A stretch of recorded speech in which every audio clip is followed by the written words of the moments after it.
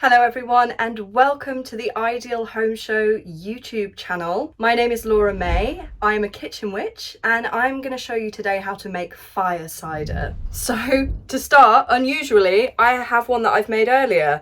I made this batch up about 6 weeks ago and it is ready to strain, but I am going to show you how to make a new batch. But the first thing that I need to do is strain this because I need the jar.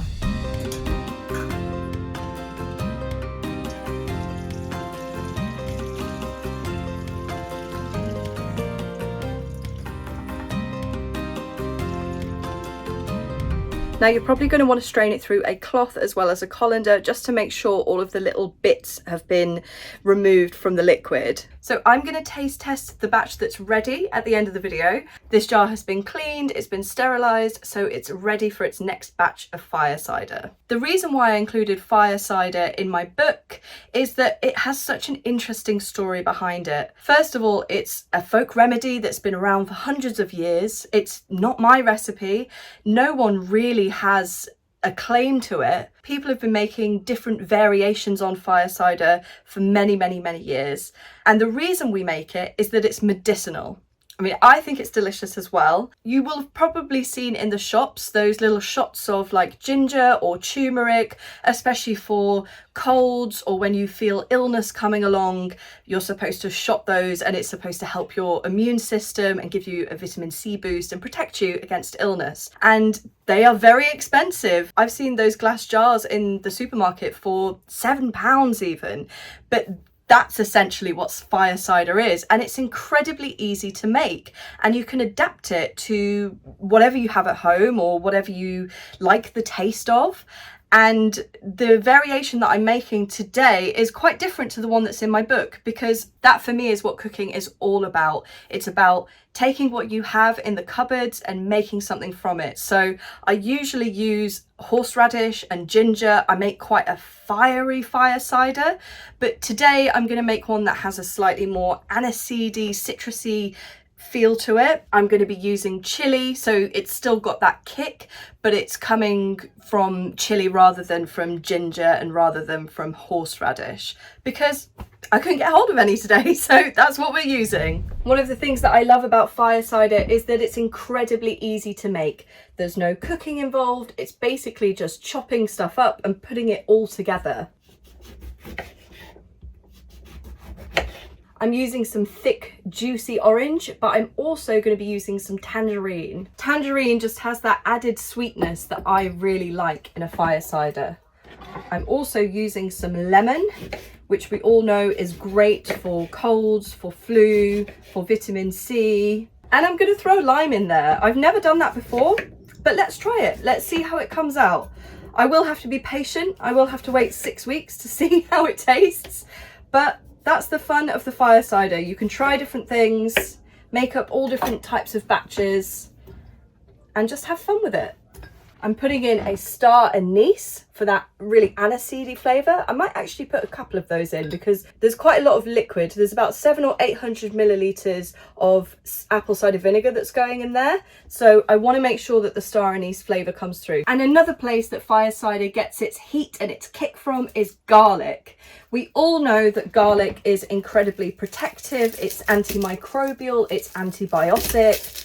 And in witchcraft and folklore, that's why garlic was so synonymous with keeping evil at bay and keeping nastiness at bay and protecting oneself, is because it actually does protect you, not necessarily from vampires, but from colds, from illness, from flu. And that's what you find with kitchen witchery and folklore. A lot of the magical properties or the folkloric properties of these ingredients actually do tell the story of what they protect against in the body and how they perform in the body. So it might sound a bit out there, but folk healers and herbalists and folk practitioners of old, they didn't have medical textbooks. They didn't know how things worked.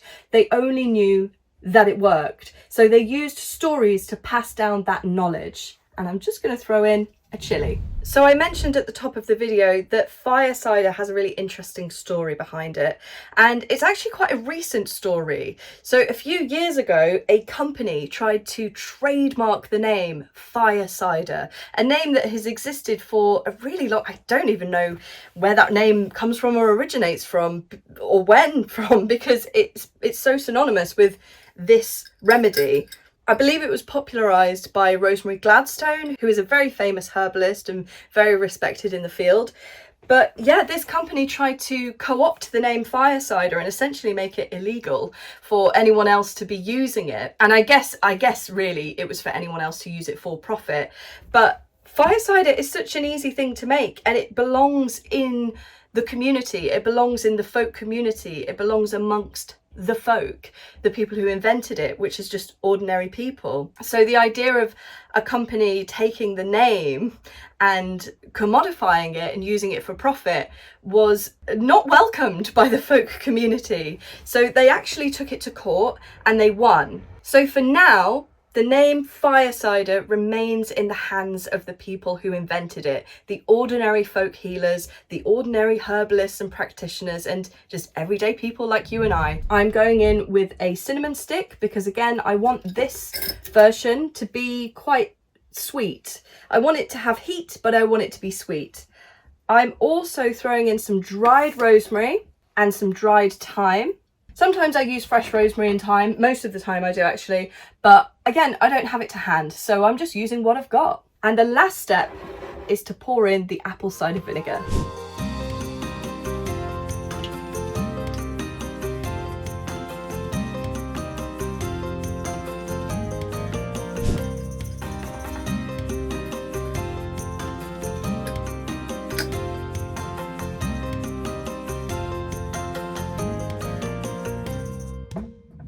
So here it is, my second batch of 2025. This should be ready in about 4 to 6 weeks. I can probably start using it a little earlier than that. It's just that the flavour and the properties will intensify it if I leave it for a bit longer. If you are using a glass jar that has a metal lid, put a cloth in between because you don't want the vinegar to react with the metal, and you will want to give it a little shake every now and again if it's looking bubbly. You know, if you've added sugar or different ingredients, you might want to give it a little burp every now and then.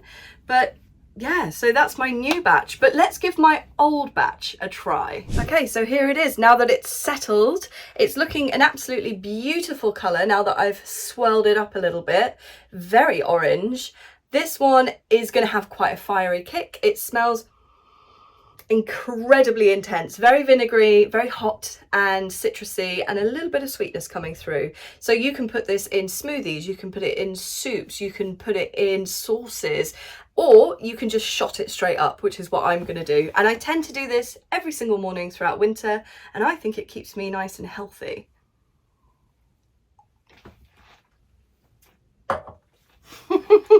That is absolutely delicious. And if you would like to try making this recipe and many others, my book is called Kitchen Magic, 65 recipes for a cozy witchy kitchen, and my name is Laura May.